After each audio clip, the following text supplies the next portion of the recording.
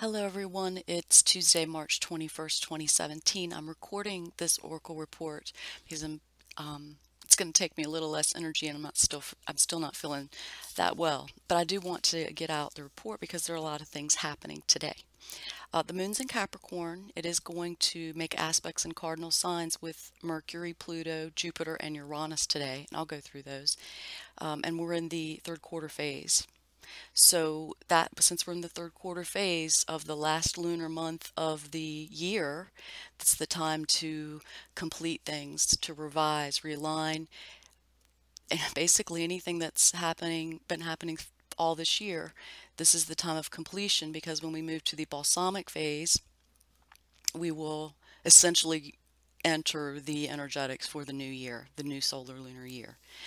So, okay, today the sun is discharging a comedian entertaining the group. So, this means that the skill today in large measure will be about lightening up, about seeing a lighter side, finding the humor in things, finding the lighter side. More light with the earth discharging the light of the sixth race transmuted to the seventh. Such an interesting symbol to have right now. Linda Hill describes the symbol as the implementation of a new order. I'll have more to say about this related to the death of David Rockefeller and the astrology involved there, which is pretty much like Oracle Report Vault 7, so that's on the way. Venus is discharging a woman's hat with streamers blown by the east wind, which we know is the Sabian symbol for the new solar lunar year, just in a few days, March 27th. This energetic is about opening our hearts, opening our minds. Spirit blows in ideas, opportunities, all kinds of new things. It's the east wind. East symbolizes the new in the medicine wheel. And so also we see how perhaps in relationships and values, money, all the things that Venus rules, foreshadowed today over that will be in effect over the next year. Mercury is going to complete discharge of 15 Aries at 10:39 a.m. Eastern Time. That Sabian symbol is an Indian weaving a blanket. I love this symbol because it's the expression of the transpersonal life. It prompts us to create something, an expression or something useful of ourselves, of our lives, of our stories. And so any ways that you can create something or represent or express, it doesn't have to be actually in physical form, yourself and your story, because that's really truly how we learn. So at 10:39 a.m. Eastern, Mercury will move to fairies dancing in the setting sun. So when that energetic is in effect, we become dreamy, mystical, creative. It is childlike wonderment and imagination. Intuition is high, but energy can tend to drop. This energetic also echoes the opening up to possibilities that comes with the woman's hat with streamers. It also talks about assistance from the spiritual world. It's dancing in the setting sun. Again, that's imagery of completion, the end of the day, talking again related back to completing things that we've had on our plates and preparing for the new. The negative octave or lower octave of this would be delusion, self-delusion, and losing sight of things or the bigger picture of what's happening. Escapism.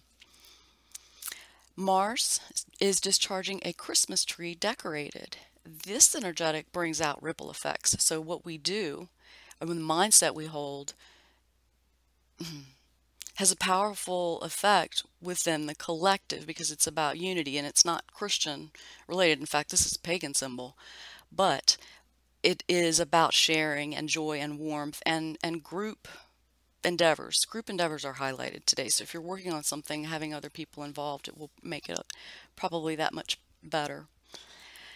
At what time? 12:17 p.m. Eastern Time, the black moon moves to an old owl in a tree, which we call the wise owl up in the tree, not the old owl. Old, wise, mature, same thing. So this is fun. This is the black moon delivering wisdom, seeing everything. The owl watches everything that's going on, catches what other people miss, digests it or processes it, and then has something to say. This energetic can also tend to bring about more of a need for time alone or contemplation or solitude. I have not looked up that that'll be in effect for about 9 days. So we like that one.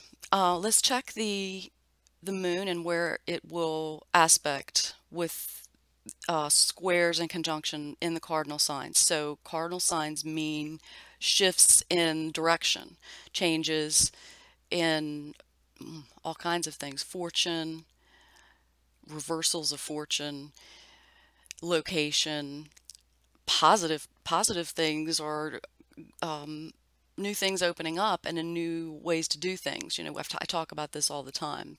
It's a right angle with squares, and so it produces changes. We have a lot of changes happening because Jupiter and Uranus are in opposition. So this is about, with Pluto squaring it, it's about as much change as you could possibly happen.